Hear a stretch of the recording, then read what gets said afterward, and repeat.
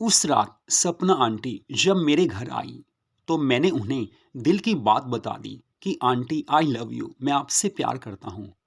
सपना आंटी एकदम हैरान हो गई। तो दोस्तों, ये कहानी आप सुन रहे हैं मधु लव स्टोरीज चैनल पर। मेरा नाम निखिल है, मेरे दोस्त का नाम विवेक है और मेरे दोस्त की मम्मी का नाम सपना है। जी हाँ, सपना आंटी, जिनके प्यार में मैं दीवाना हो गया था। और मेरे दोस्त की बहन का नाम शालू है। हम दोनों दोस्त बराबर की उम्र के हैं। मेरी एक अच्छी कंपनी में नौकरी है और हम दिल्ली में ही रहते हैं। दिल्ली में मेरा अपना छोटा सा घर है, लेकिन मेरे मम्मी पापा उत्तर प्रदेश में रहते हैं। तो मेरी तो अच्छी नौकरी थी, लेकिन विवेक नौकरी की तलाश कर रहा था। मैंने उससे कई बार समझाया कि जो नौकरी मिलती है कर ले, क्योंकि तेरे घर में तेरी मम्मा के ऊपर सारा बर्डन है। एक्चुअली में उसके पापा नहीं थे, बचपन में ही वो इस दुनिया को छोड़कर चले गए थे। सपना आंटी ने बेटे और बेटी दोनों को पाला था। बड़ी हिम्मत थी उनकी, बड़ी ज़्यादा उनकी हिम्मत थी। क्योंकि आजकल के माहौल में दो बच्चों को पालना, वो भी एक अकेली औरत के लिए काफ़ी मुश्किल भरा काम होता है। लेकिन जो भी हो, वो काफ़ी हिम्मत वाली थी। मैं काफ़ी ज़्यादा समझाता था कि देख विवेक, कोई भी नौकरी मिलती है कर ले, लेकिन वो ऐसी नौकरी चाहता था जिसमें काफ़ी ढेर सारा पैसा हो। वो लखपति बनना चाहता था। वो सोचता था कि बस मेरे पास लाखों रुपए आ जाए, वो भी बिना मेहनत के। लेकिन ना जाने किस्मत क्या रंग दिखाती है। तो मैं उनके घर आमतौर पर जाया करता था। उसकी बहन शालू से भी मेरी दोस्ती थी। शालू छोटी थी। एक बार की बात है, मैं उसके घर गया तो सपना आंटी उस समय गुलाबी साड़ी डालकर और नीले कलर का ब्लाउज डालकर तैयार हो रही थी। मैंने कहा आंटी कहीं जाना है? तो वो कहने लगी बस किसी की बर्थडे पार्टी में जाना है, विवेक की वेट कर रही हूँ। शालू भी उसके साथ गई है, कोई गिफ्ट लेने गए हैं। मैंने उन्हें बोला कि सपना आंटी एक बात बोलूं, आप बुरा तो नहीं मानेंगे? तो वो कहने लगी नहीं निखिल, ऐसी कोई बात नहीं है। जो तुम बोलना चाहते हो बोलो, मैं बुरा नहीं मानूंगी। तो मैंने कहा आंटी सच में आज आप काफ़ी प्यारे लग रहे हो। वो एकदम हैरान हो गई, क्योंकि मैंने आज तक उनके बारे में ऐसा कुछ नहीं बोला था। मैं सीधा साधा उनके घर जाता था। वैसे उनसे ज़्यादा बात भी मैं नहीं करता था, क्योंकि शुरू शुरू में जब विवेक से मेरी दोस्ती हुई तो आंटी को कुछ बुरा सा लगा था। उन्हें लगा था कि मैं भी आम लड़कों की तरह खाता पीता होऊंगा। वो सोच रही थी कि विवेक कहीं गलत संगत में ना पड़ जाए। लेकिन बाद में जब उन्हें पता चला कि मैं बिल्कुल अच्छे घर से बिलोंग करता हूँ और मैं कुछ भी गलत चीज़ नहीं खाता ना पीता हूँ, तो उन्हें अच्छा लगा था। फिर वो खुश हो गई थी कि ऐसे दोस्त होने चाहिए। तो आज सपना आंटी को मैंने पहली बार ये बात बोली कि आप बड़े प्यारे लग रहे हो। तो उन्हें हैरानी तो हुई, लेकिन वो मुस्कुराकर कहने लगी कि सच में ऐसा है? मैंने कहा हाँ आंटी, सच बोल रहा हूँ। तो वो कहने लगी थैंक्स। फिर मैंने कहा एक और बात बोलता हूँ। तो वो कहने लगी कि हाँ बताओ, अभी विवेक आने ही वाला है, जो कहना है कह लो। तो मैंने कहा सोफे पर बैठिए। वो सजी धजी सोफे पर बैठ गई थी। फिर मैंने उन्हें कहा कि सच बताइए आंटी, आपने कैसे दोनों बच्चों को पाला पोसा? क्योंकि आजकल तो काफ़ी ज़्यादा माहौल ख़राब है, पैसा चाहिए होता है। कैसे हिम्मत करके आपने दोनों को पाल पोस कर बड़ा किया? मैं तो हैरान हूँ। तो आंटी कहने लगी देखो निखिल, ऐसा कुछ नहीं है। मैं मेहनत करती थी, शुरू शुरू में ट्यूशन्स देती थी। बस बच्चे पल गए, बड़े हो गए। कुछ विवेक के पापा के ऐसे पैसे थे जो बैंक में पड़े थे, मैंने उन्हें निकाला नहीं, बस उस पर इंटरेस्ट आता रहा। बस उसी से काम चल जाता है। अब आगे विवेक की किस्मत। मैंने उससे कई बार बोला है कि जो नौकरी मिलती है कर ले। तो मैंने कहा आंटी मैं भी उससे समझाता हूँ, लेकिन वो नहीं समझता। तो उस समय मैंने कहा कि आंटी सच में आप काफ़ी खूबसूरत लग रही हो। आज तो पार्टी में जाओगे तो काफ़ी लोग आपको ध्यान से देखेंगे। तो वो कहने लगी कि ऐसा क्या है? मैंने कहा आंटी दिल की बात बोलूं तो वैसे तो आप हर ड्रेस में अच्छी लगती हो, लेकिन इस ड्रेस में वैसे भी आप सुंदर लग रही हो और सजी धजी हो। तो वो कहने लगी नहीं निखिल, ऐसा कुछ नहीं है। मैंने नॉर्मल मेकअप किया है, क्योंकि पार्टी में जाना हो तो कुछ ना कुछ मेकअप तो करना ही चाहिए। नहीं तो आजकल के लोग क्या कहेंगे? यही कहेंगे कि बस इनके पास कुछ भी नहीं है। निखिल देखो, मुझे आगे विवेक की शादी भी करनी है। शालू बड़ी हो चुकी है, उसकी शादी भी करनी है, तो पार्टीज में जाना जरूरी होता है। ना जाने कोई कहाँ पर मिल जाए। ऐसी पार्टियों में जाकर, शादियों में जाकर अपने घर के बच्चों के लिए रिश्ते मिल जाते हैं, इसलिए जाना जरूरी होता है। मैंने कहा, आंटी आप कितने क्यूट हो, कितने प्यारे हो, और आपकी सोच भी कितनी अच्छी है, और आपका दिमाग काफ़ी फास्ट चलता है। तो वो कहने लगी, बस मेरी तारीफ काफ़ी हो गई निखिल, तुम बताओ तुम्हारा क्या हाल है। मैंने कहा, आंटी आपको पता है अकेला रहता हूँ, मम्मी पापा उत्तर प्रदेश में रहती हैं, बस जिंदगी चल रही है। तो वो मुझे कहने लगी कि तुम्हारी कोई गर्लफ्रेंड है या नहीं है। मैंने कहा, आंटी आप क्यों पूछ रहे हो। तो वो कहने लगी, अरे यार तू पूछ सकता है कुछ भी, तो मैं नहीं पूछ सकती। फिर मैंने कहा, आंटी आपने मुझे यार बोला, मुझे काफ़ी अच्छा लगा। वो मुस्कुराकर कहने लगी, बस मुंह से निकल गया। मैंने कहा, कोई बात नहीं आंटी, मैं भी आपको यार बोल सकता हूँ। तो वो कहने लगी, हाँ बोल सकते हो, लेकिन प्लीज़ विवेक के सामने ऐसा कुछ मत बोलना। मैंने कहा, अरे यार मुझे पता है कि दोस्त के सामने कैसे आपसे बात करनी है। बाकी आपको बताता हूँ, मेरी कोई गर्लफ्रेंड नहीं है, क्योंकि मुझे किसी लड़की से प्यार हुआ ही नहीं। कॉलेज में पढ़ता था तब भी लड़कियों से कटकर रहता था। ना जाने मैं क्यों शर्माता था। बस आगे जॉब लग गई, अब जॉब में ही सारा टाइम पास हो जाता है।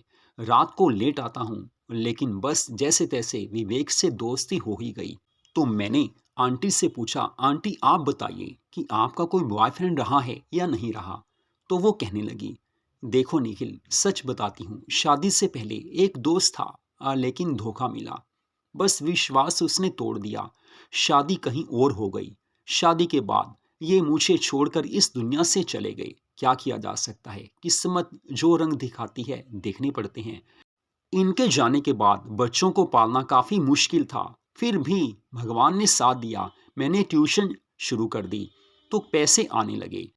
फिर आगे जाकर टीचर की जॉब मिल गई थी, उसमें भी पैसे काफ़ी थे। जिंदगी ऐसे ही चलती रही, लेकिन इस दौरान काफ़ी लोग ऐसे मिले जो मुझसे करना चाहते थे, दोस्ती करना चाहते थे। बाकी तुम समझदार हो, लेकिन मैंने किसी पर विश्वास कर लिया, फिर धोखा खाया। शादी के बाद भी, इनके पापा के जाने के बाद भी मैंने किसी से प्यार किया, क्योंकि तुम्हें पता है कि कोई ना कोई ऐसा होना चाहिए जो प्यार दे सके, जो फीलिंग्स को समझ सके। अकेले जिंदगी कटती नहीं है। अब क्या बताऊं तुम्हें, किसी से दोस्ती हुई, प्यार हुआ, विश्वास हो गया, बस सब हुआ। लेकिन बाद में वो रिश्ता छोड़कर चला गया। जो हमेशा साथ निभाने का वादा करता था, वो 3-4 महीनों में अपना दिल भर के, अपनी तमन्ना पूरी करके मुझे छोड़कर चला गया। तो अब किसी पर विश्वास होता ही नहीं है। वो समय और था, लेकिन अब सिर्फ विवेक और शालू यही मेरी जिंदगी का सपना है कि ये दोनों बड़े तो हो गए हैं, इनकी अच्छी सी नौकरी लग जाए, दोनों की शादी हो जाए, उसके बाद बस मैं खुश रहूंगी, क्योंकि ये मेरे लिए सबसे बड़ी जिम्मेवारी है। पुरानी यादों में खोई सपना आंटी कुछ पुरानी यादें ताज़ा करने लगी। जो उन्हें दुख मिले थे वो बताने लगी। अब पुरानी यादें आएं, दुख भरी यादें आएं, तो आंखों से आंसू आ ही जाते हैं। वो रोने लगी थी, लेकिन मुझे काफ़ी बुरा फील हुआ कि इन्हें तो अभी पार्टी में जाना है, अब रोएंगी तो सारा इनका मेकअप बिगड़ जाएगा। मैं उन्हें चुप कराने लगा। बस इसी दौरान मैंने उन्हें गले से लगा लिया था। अच्छी फीलिंग्स मुझे हो रही थी, वो भी समझ चुकी थी। तो मैंने उन्हें कहा, देखिए आंटी, आप इस माहौल में, ऐसे हाल में पार्टी में जाएंगी तो हर कोई समझ जाएगा कि आप रोकर आए हो। प्लीज़ यार आंटी, आप जाइए, मुंह हाथ धोकर आइए और मेकअप दोबारा से करके आइए। वो मुस्कुराकर कहने लगी, निखिल सच में यार कितना ध्यान रखते हो। मैंने कहा, बस आपसे थोड़ा सा लगाव सा है और कुछ नहीं, दिल में प्यार है, आप समझते हो। वो कहने लगी, हाँ समझ रही हूँ कि तेरे दिल में क्या है। ठीक है, अच्छी बात है, मैं तैयार हूँ, दोस्ती होनी ही चाहिए। तो उसके बाद वो मुंह हाथ धोने चली गई थी। इसके बाद जब वो वापस आई, उससे पहले विवेक और शालू आ चुके थे। शालू भी बड़ी प्यारी लग रही थी, मिनी स्कर्ट में ज़बरदस्त लग रही थी।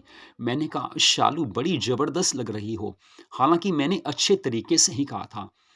वो मेरे लिए एक प्यारी दोस्त थी। तो वो कहने लगी, थैंक्स निखिल। मैंने कहा, मुझे नहीं लेकर चलोगी। वो कहने लगी, अरे चलो यार, तुम्हें मना थोड़ी है। फिर मैंने कहा, नहीं ऐसा कुछ नहीं है, मैं आप सबको गाड़ी पर होटल में छोड़कर आऊँगा जहाँ आपने जाना है। तो उसी समय आंटी भी बाहर आ गई थी। मैं उन्हें देख रहा था, वो भी तिरछी नज़रों से मुझे देख रही थी। यहाँ भी दिल में प्यार था और वहाँ भी दिल में कुछ-कुछ होने लगा था। प्यार ऐसा ही दीवाना होता है, उम्र का कोई यहाँ पर बंधन नहीं होता। दिल मिल जाएँ तो सब कुछ मिल ही जाता है। मुझे पता था कि एक दिन हम एक होने ही वाले हैं। मैं उन्हें शुरू से ही लाइक करता था। काफ़ी प्यारी थी, हसीन है वो, इतनी हसीन कि बस दिल करता था। तो उसके बाद मैं सबको लेकर पार्टी में चला गया। यानी कि जिस होटल में पार्टी थी, वहाँ पर बाहर उनको मैंने छोड़ा और मैंने उन्हें बोला कि जब वापस आना हो मुझे कॉल कर देना। तो आंटी कहने लगी, नहीं ऐसा कुछ नहीं है, हम जैसे-तैसे आ जाएँगे। तो मैंने कहा, नहीं आंटी आप फ़ोन कर देना, मैं लेने आ जाऊँगा। तो देर रात 1 बजे मैं उनको पार्टी से लेने गया था, उन्हें घर छोड़कर आया, उसके बाद मैं अपने घर आ गया था। हालाँकि विवेक ने बोला था कि यहीं पर रुक जा, रात काफ़ी हो चुकी है, लेकिन मैंने कहा नहीं यार, मुझे घर जाना ही होगा। वैसे घर में मैं अकेला ही रहता था, लेकिन उनके घर रहना मैंने ठीक नहीं समझा क्योंकि अब तो दिल में काफ़ी तमन्नाएँ सी जाग उठी थी। तो यही सोचा कि घर जाऊँगा तो अच्छा रहेगा। फिर मैं घर आ गया था। ऐसे ही ज़िंदगी चलती रही। आगे जाकर माहौल कुछ ऐसा बदला कि विवेक ने जिद की कि मुझे फ़ौरन जाना है। आंटी ने काफ़ी समझाया कि हमारे पास कुछ ही पैसा बाकी है, अगर वो भी लग जाएगा तो आगे जाकर परेशानी होगी। लेकिन विवेक नहीं माना और वो फ़ौरन चला गया था। ऑस्ट्रेलिया वो चला गया। अब पीछे सपना आंटी और शालू ही थे। हालांकि विवेक ने मुझसे बोला था कि देख निखिल, मैं तो जा रहा हूँ लेकिन मम्मा का और शालू का ख्याल रखना क्योंकि तुम ही मेरे क्लोज फ्रेंड हो। मैंने कहा अरे यार तू जा तो रहा है, वैसे दिल तो नहीं मानता कि तू चला जाए, लेकिन जाना तो तुझे है ही। मैं पीछे उनका ध्यान रखूंगा, तू टेंशन मत ले।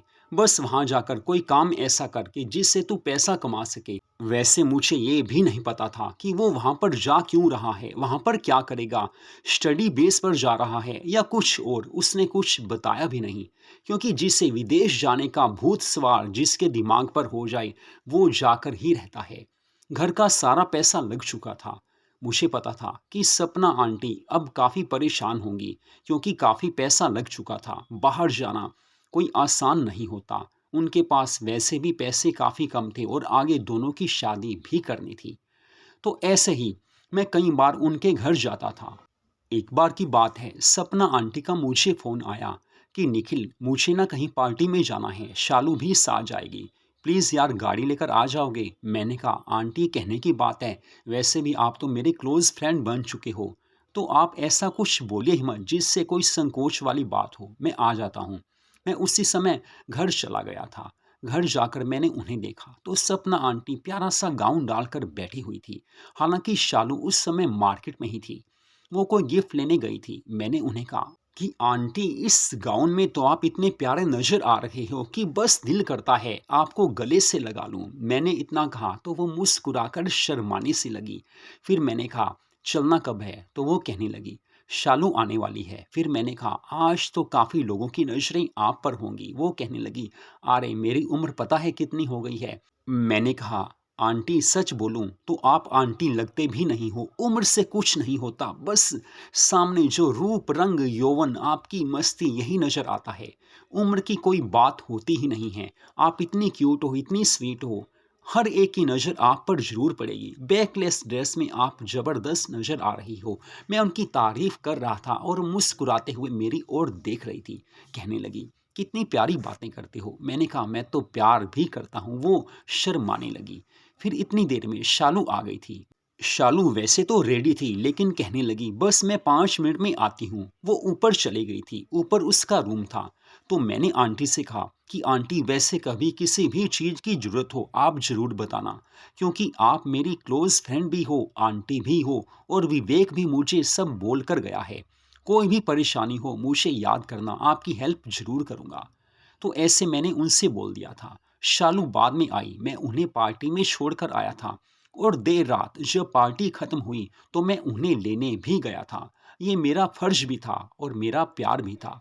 बस वो मुझे कोई काम कहें मैं यही चाहता था। उनका मेरा आमना सामना होता रहे, उनसे बात होती रहे, वो समझती थी। कि मैं उनसे प्यार करता हूँ, लेकिन दिल में एक रिस्पेक्ट भी थी क्योंकि मेरे दोस्त की मम्मा थी, लेकिन मैं करना चाहता था उनसे और मुझे पता था कि कभी ना कभी मौका आ ही जाएगा। प्यार दीवाना होता है, प्यार मस्ताना होता है, जिससे प्यार हो दिल तो कर ही जाता है। एक तड़पते हुए दिल को क्या चाहिए? वही चाहिए जिसके लिए दिल तड़प जाता है। मुझे वो चीज़ मिलने वाली थी, तो मुझे पता था वो मौका भी ज़रूर आएगा जब हम एक हो जाएँगे। तो सपना आंटी की मैं हर तरह से हेल्प करने की कोशिश करता था, लेकिन वो हेल्प मांगती ही नहीं थी। ये नॉर्मल बात थी कि उन्हें पार्टी में छोड़ना या उन्हें कहीं लेकर जाना। उन्होंने कभी कोई ऐसा काम बोला ही नहीं कि जिसे काफ़ी बड़ा काम कहा जा सके। तो ज़िंदगी ऐसे चल रही थी, मेरी जॉब भी चल रही थी। तो एक बार रात को शालू का फ़ोन आया कि निखिल एक बात बोलनी है। मैंने कहा हाँ बोलो शालू, कोई काम है तो बताओ, मैं आ जाता हूँ। तो वो कहने लगी, अरे नहीं ऐसा कुछ नहीं है, बस यही बोलना था कि मम्मा का कल बर्थडे है, उन्हें बर्थडे विश ज़रूर करना, क्योंकि तुम्हें पता है विवेक यहाँ है नहीं। वैसे तो हम बर्थडे सेलिब्रेट कभी करते नहीं हैं, क्योंकि तुम्हें पता है कि घर के हालात ऐसे नहीं हैं कि हम ज़्यादा पैसा खर्च कर सकें, लेकिन कुछ मीठा लेकर ज़रूर आते हैं। बस उन्हें विश कर देना, उन्हें अच्छा लगेगा। विवेक होता तो बात अलग थी, अब बेटा नहीं है, तो बस तुम उन्हें विश ज़रूर करना। मैंने कहा हाँ शालू तुम चिंता मत करो, मैं ज़रूर आऊँगा। तो वो कहने लगी थैंक्स यार। मैंने कहा अरे थैंक्स की बात नहीं है, मेरी जिम्मेवारी है। मैंने फ़ोन रखा और दिल से मैं काफ़ी ज़्यादा खुश हो चुका था। मुझे पता था कि मेरे प्यार का कल बर्थडे है, सपना का कल बर्थडे है, क्योंकि आई लव हर, मैं उससे प्यार करता था, उनसे प्यार करता था। मेरे लिए ये फ़ोन नहीं था, ये ज़बरदस्त मौका था, एक ऐसा मौका कि जिसकी मुझे तलाश थी। बस अगले दिन सुबह मैंने उनको विश नहीं किया, दोपहर को भी विश नहीं किया, लेकिन शाम को सरप्राइज के तौर पर मैं उनके लिए एक बर्थडे केक और साथ में ब्यूटीफुल ड्रेस उनके लिए लेकर चला गया। बर्थडे केक पर मैंने लिखवाया था हैप्पी बर्थडे टू सपना। मैंने आंटी नहीं लिखवाया क्योंकि मैं अपने दिल की बात उन तक पहुंचाना चाहता था। वैसे उन्हें मालूम ही थी मेरी दिल की क्या बात है, क्या मेरे दिल की हसरत है। तो जैसे ही उनके घर में मैं केक लेकर गया, वो काफ़ी ज़्यादा खुश हो गई, लेकिन कहने लगी कि निखिल बर्थडे केक लाने की ज़रूरत नहीं थी, क्योंकि हम कभी ऐसे सेलिब्रेट करते ही नहीं हैं। हाँ, थोड़ा-सा मीठा ज़रूर लेकर आते हैं। चांस की बात है शालू अभी भी घर में नहीं थी, वो कुछ लेकर आने गई थी, बाज़ार से कुछ मीठा लाने गई थी। तो मैंने कहा सपना यार एक चीज़ लेकर आया हूँ, आपके लिए एक प्यारा-सा गिफ्ट लेकर आया हूँ। तो वो कहने लगी कि क्या लेकर आए हो? मैंने कहा ये ड्रेस आपके लिए लेकर आया हूँ। ब्यूटीफुल वो गाउन था जिसमें वो काफ़ी खूबसूरत लगती, साथ में एक लेगिंग्स और साथ में एक शर्ट उनके लिए लेकर आया था, यानी कि कुर्ता लेकर आया था। वो कहने लगी इतनी महँगी चीज़ें क्या आवश्यकता थी? मैंने कहा अरे यार ज़रूरत थी। आई लव यू, मैं आपसे प्यार करता हूँ, आपको पसंद करता हूँ। आप दोस्त हो ना, तो दोस्ती के नाते ये आपको लेना ही होगा। फिर मैंने उन्हें बोला प्लीज़ आप गाउन डालकर दिखा दो। तो वो कहने लगी अब लेकर आए हो तो रखना ही पड़ेगा, क्योंकि कोई दिल से गिफ्ट दे तो मना नहीं करती। फिर वो अपने रूम में जाकर गाउन डालकर जब बाहर आई, तो मैं अपने आप को रोक नहीं पाया, उन्हें गले से लगा ही लिया। इतनी क्यूट, इतनी प्यारी, इतनी मस्त वो नज़र आ रही थी। इतने में शालू भी आ गई थी। एकदम तो मैं हैरान हो गया, लेकिन मैंने शालू से कहा कि शालू देखो आपकी मम्मा कितनी मस्त नज़र आ रही हैं। इनके लिए ये ड्रेस मैं गिफ्ट लेकर आया हूँ। तो शालू भी खुश होकर कहने लगी थैंक्स निखिल, मुझे तो पता ही नहीं था कि तुम आने वाले हो। फिर भी मैं काफ़ी कुछ लेकर आई हूँ। हालाँकि वो मीठा लेकर आई थी, समोसे भी लेकर आई थी। तभी मैंने कहा कि सपना आंटी बस आप ये लेगिंग्स और साथ में कुर्ता ये भी डालकर दिखाओ, तो बस दिल खुश हो जाएगा। तो शालू कहने लगी, "वो भी लेकर आए हो?" मैंने कहा, "अरे हाँ यार, वो भी लेकर आया हूँ।" तो सपना आंटी कहने लगी, "बाद में डालूँगी।" लेकिन शालू ज़िद करने लगी, "नहीं मम्मा, अभी डालो, अभी डालो।" तो सपना आंटी फिर से अपने बेडरूम में चली गई। वो बाहर आई तो कयामत नज़र आ रही थी। टाइट ड्रेस, उनकी प्यारी-प्यारी लेग्स इतनी मस्त लग रही थी। इतनी टाइट ड्रेस में वो काफ़ी खूबसूरत नज़र आ रही थी। मैं उनकी तारीफ़ करता रहा। शालू भी उन्हें गले से लगाकर बोली, "आई लव यू मम्मा, आप कितने प्यारे नज़र आ रहे हो।" एक बेटी जब अपनी माँ से प्यार करती है, तो माँ के लिए ये सबसे बड़े सौभाग्य की बात होती है। तो उसके बाद सपना आंटी ने केक काटा। वो शाम मेरी ज़िंदगी की सबसे प्यारी शाम थी क्योंकि जिसे मैं प्यार करता था, जिसके लिए मैं कुछ भी कर सकता था और जिसके साथ करना चाहता था, उसका बर्थडे था। तो रात को 12 बजे मैं घर आया लेकिन उनको मैं बोल कर आया था, कोई भी काम हो, बस प्यार के नाते, दोस्ती के नाते ज़रूर बताना। तो कुछ ऐसा हुआ कि 3 दिन के बाद सपना आंटी का मुझे शाम को फ़ोन आया। वो कहने लगी, "कोई काम है, लेकिन मैं आपके घर आऊँगी। आप यहाँ पर मत आइए क्योंकि शालू को मैं बता नहीं सकती, उसके सामने बात हो नहीं सकती।" मैंने कहा, "अरे यार आंटी आप चिंता मत कीजिए, आप घर पर आ जाइए, कोई भी काम हो आप बेफ़िक्र होकर कहिए, काम ज़रूर करूँगा, आपकी हर टेंशन दूर कर दूँगा। आप अभी आ जाइए, मुझे कोई परेशानी नहीं है, मैं शालू को कुछ भी नहीं बताऊँगा।" तो आंटी कहने लगी, "वैसे तो मैं शालू को बोल कर आऊँगी कि निखिल के घर जा रही हूँ, लेकिन काम क्या है ये नहीं बता सकती।" तो मैंने कहा, "आप आ जाइए, मैं घर पर ही हूँ।" शाम का समय था, तो सपना आंटी मेरे घर आई। उस समय उन्होंने वही लेगिंग्स और साथ में कुर्ता डाला हुआ था, जो मैं उनके लिए गिफ्ट लेकर गया था। मैं उन्हें देखकर काफ़ी खुश हो गया कि उन्होंने मेरी दी हुई ड्रेस को आज पहना है। मैं काफ़ी खुशी से उन्हें कहने लगा, "अरे यार, सपना आज तो बड़ी प्यारी नज़र आ रही हो।" वो मुस्कुराकर कहने लगी, "अंदर नहीं बुलाओगे?" फिर मैं उन्हें अपने बेडरूम में ले गया। वो वहाँ पर बैठ गई थी। उनके लिए मैं कोल्ड ड्रिंक लेकर आया। हम कोल्ड ड्रिंक पीने लगे, कुछ खाने लगे। मैंने उन्हें बोला, "मेरे लिए ये दिन सबसे अच्छा दिन है क्योंकि जिसे मैं चाहता हूँ, जिसे पसंद करता हूँ, जिससे प्यार करता हूँ, वो मेरे घर आई है। वैसे आप पहले मेरे घर आए तो हो, लेकिन ये आना कुछ अलग है क्योंकि अब आप मेरे लिए क्या हो ये आपको ही पता है।" तो वो मुस्कुराने लगी, शर्माने लगी, कहने लगी, "सच में यार निखिल कितना प्यार करते हो।" फिर मैंने उन्हें बोला, "आप काम बोलिए।" तो वो कहने लगी, "वैसे काम तो कुछ अजीब सा है, आप बुरा मत मानना, हो सकता है तो करना, नहीं तो मत करना।" मैंने कहा, "आप बोलिए तो सही, वैसे भी आप दोस्त भी हो, मेरा प्यार भी हो और विवेक की आप मदर भी हो, कहिए क्या काम है?" तो वो कहने लगी कि मुझे इमीडिएटली 30,000 रुपये चाहिए क्योंकि शालू की एडमिशन फ़ीस देनी है, उसकी बुक्स भी लेनी है। अब कॉलेज फ़ीस इस समय मेरे पास नहीं है। आपको पता है कि विवेक के ऊपर सारा पैसा खर्च हो गया, इमरजेंसी में चाहिए, बस बाद में आपको वापस लौटा दूँगी। मैंने कहा, "इतनी सी बात के लिए आप इतना परेशान क्यों हो रहे हो? आपको 30 चाहिए, मैं आपको 40,000 दूँगा।" उसी समय मैं 40,000 रुपए लेकर आ गया और उनके हाथ में रख दिए। उनके हाथ को अपने हाथ में पकड़कर मैंने कहा, "देखिए आंटी ये तो कुछ भी बात नहीं है, आप मेरे दोस्त की माँ हो। वैसे भी शालू के लिए मेरा भी काफ़ी फ़र्ज़ बनता है। हाँ, मैंने आपसे कहा ज़रूर था कि कोई काम हो तो बताना लेकिन मेरी ये गलती रही है कि मुझे फ़ाइनेंशियली आपकी हेल्प करनी चाहिए थी।" तो वो कहने लगी, "थैंक्स यार, तुमने मेरी काफ़ी बड़ी परेशानी को दूर कर दिया क्योंकि इस समय शालू का एडमिशन ज़रूरी है, उसकी फ़ीस ज़रूरी देनी थी।" फिर मैंने उन्हें बोला कि देखिए ये पैसे नहीं हैं, मेरा आपके लिए प्यार है और ये मुझे वापस लेने नहीं हैं। वो पैसे देने की बात करने लगी थी लेकिन मैंने उनके मुंह पर अपनी उंगली रख दी और कहा कि बस आप चुप हो जाइए, मेरा आपके लिए प्यार है, ये पैसे नहीं लूँगा, आपका प्यार चाहिए। तो इसके बाद हम काफ़ी तरह की बातें करने लगे। अब बातें शुरू होती हैं तो हर बात हो ही जाती है। उस समय रात के 9 बज चुके थे। तो सपना आंटी कहने लगी, "अब मैं घर चलती हूँ क्योंकि शालू अकेली है। वैसे तो वहाँ कोई परेशानी नहीं है क्योंकि आस-पास सब अपने ही हैं। उसकी सहेलियाँ आ जाती हैं।" लेकिन जैसे ही सपना आंटी घर से बाहर आई उसी समय क्या देखा कि इतनी तेज़ से बारिश शुरू हो चुकी है। काफ़ी तेज बारिश आ रही थी। आधा घंटा सपना आंटी वेट करती रही। मैं भी सोच रहा था कि बारिश रुके तो उनको छोड़कर आऊं क्योंकि मेरी गाड़ी खराब थी, बाइक पर उन्हें छोड़कर आना था। लेकिन बारिश थी कि रुकने का नाम नहीं ले रही थी। हल्की हल्की ठंड भी उस समय हो चुकी थी। उस समय रात के 10 बज चुके थे तो मैंने उन्हें बोला, "देखिए सपना जी, दिल की बात बता रहा हूँ, इस समय आप घर मत जाइए। शालू की फ्रेंड्स पास में रहती हैं, वो घर आ जाएंगी, तो आप शालू को बोल दो कि आप सुबह आओगे।" फिर वो कहने लगी, "मुझे भी यही लग रहा है क्योंकि बारिश रुक नहीं रही और रास्ते में पानी भी खड़ा हो जाता है।